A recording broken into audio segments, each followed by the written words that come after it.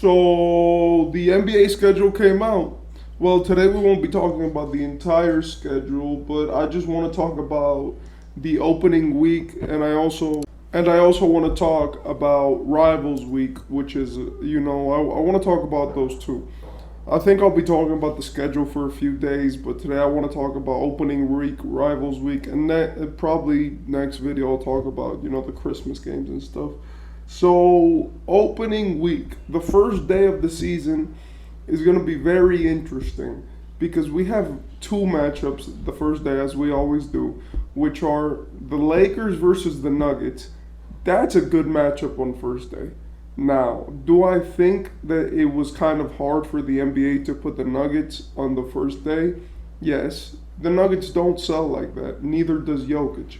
But it's a good move. And the guys who are always here, the Lakers, come on, it's the Lakers. They have LeBron. LeBron deserves to have more opening days.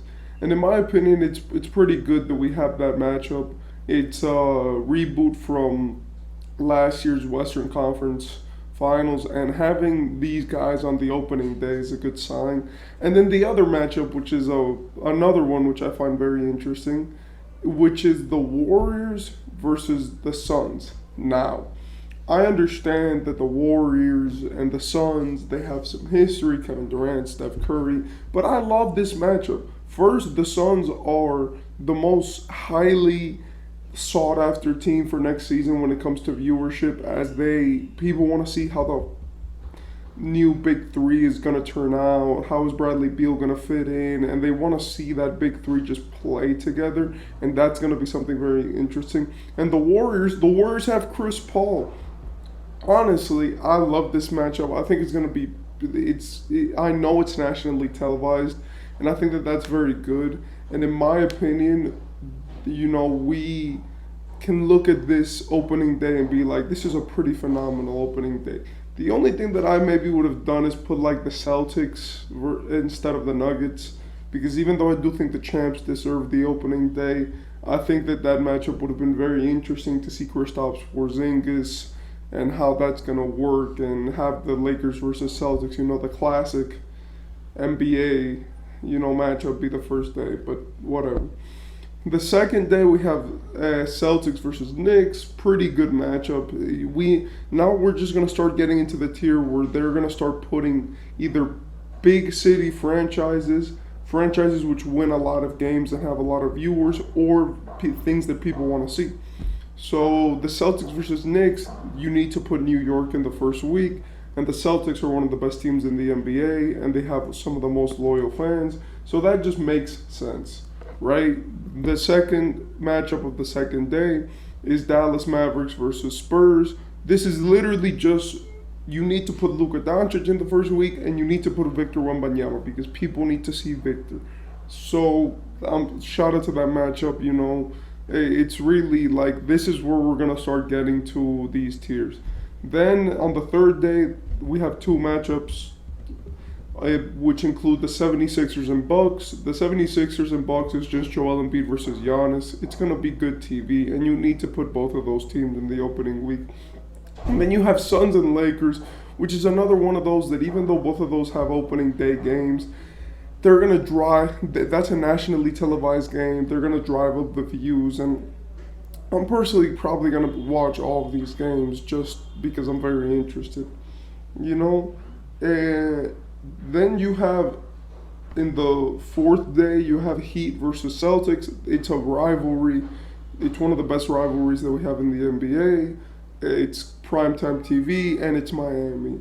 Then you also have Warriors-Kings. The Kings were very good last season, and these two guys faced off in the first round, right? And so that's going to be interesting to see. And then on the fifth day and the final day of the opening week, you have Knicks versus Pelicans, which that's mostly just to put Zion in there, since Zion is prime time. And the other matchup, the final matchup, is gonna be the Jazz versus the Suns, and that's just another matchup which is then that's where the regular season starts normalizing. That's when you start losing that little hype.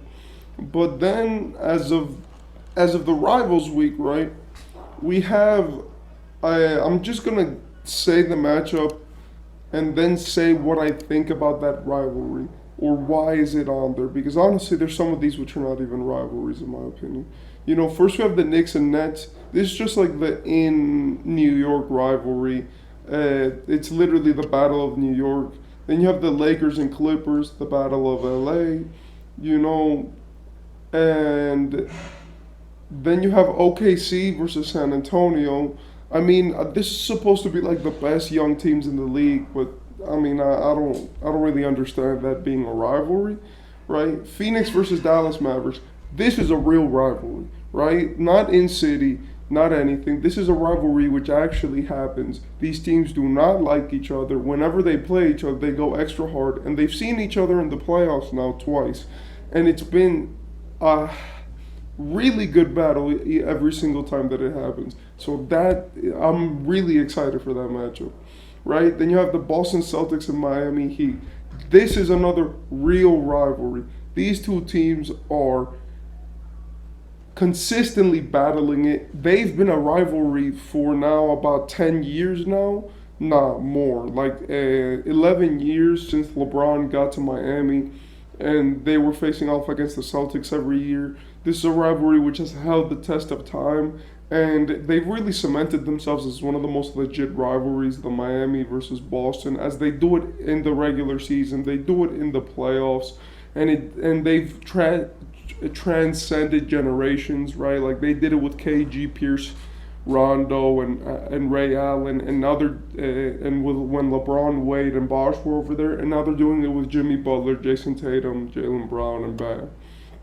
Right? Sacramento Kings versus Golden State Warriors. This is just California, and the fact that I think they're trying to push for a new rivalry because last year they faced off in the playoffs and it was intense and it was great.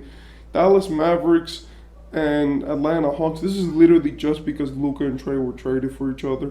Shout out to this matchup, but there's no real rivalry here. They're two guys who like each other. They're cool, right? Portland versus San Antonio. This is number 1 versus number 2 overall pick. Not really a rivalry, but I like that they have these matchups. I hope that both of them play. Miami versus New York. I mean, this is really a rivalry based on this is an older rivalry, right? But this is not really a rivalry. This is just Miami versus New York. Then you have Philadelphia versus the Denver Nuggets, right? And that's just the MVP battle that happens every year. The Lakers versus the Warriors, it's obviously Curry and LeBron, that matchup. They beat each other. And honestly, that's about it, if I'm not mistaken. And in my opinion, I like this lineup and I like this schedule. And the reason why I like it a lot is because there's more rivalries here than what it's been for the past few years, right? Like there are rivalries here which actually move me and make me say, hey, these are actual real rivalries. And with the release of the new schedule, and now that we have all the games which are going to be played next season, this NBA Rivals Week and that opening week, in my opinion, were done very well. For the opening week, they put the teams which people wanted to see first. They put players like Victor Wembanyama because obviously everyone's going to be tuning in for that.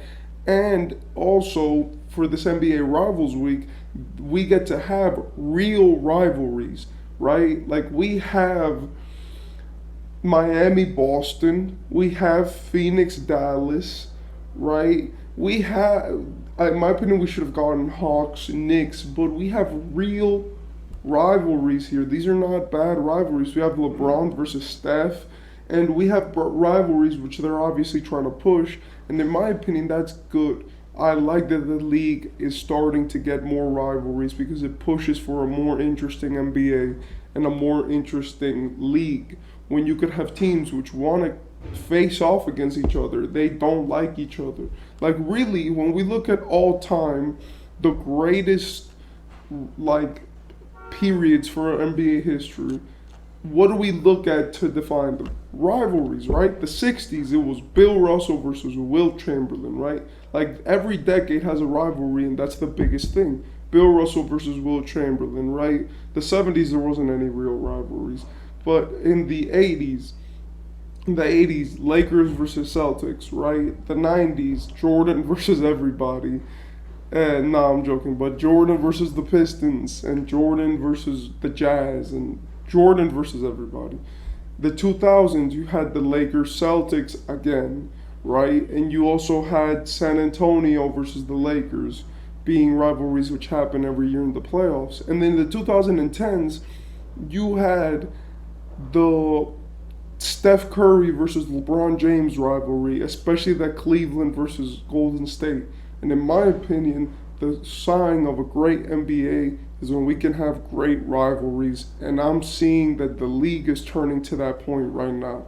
So I'm excited, and I'm excited for the new season.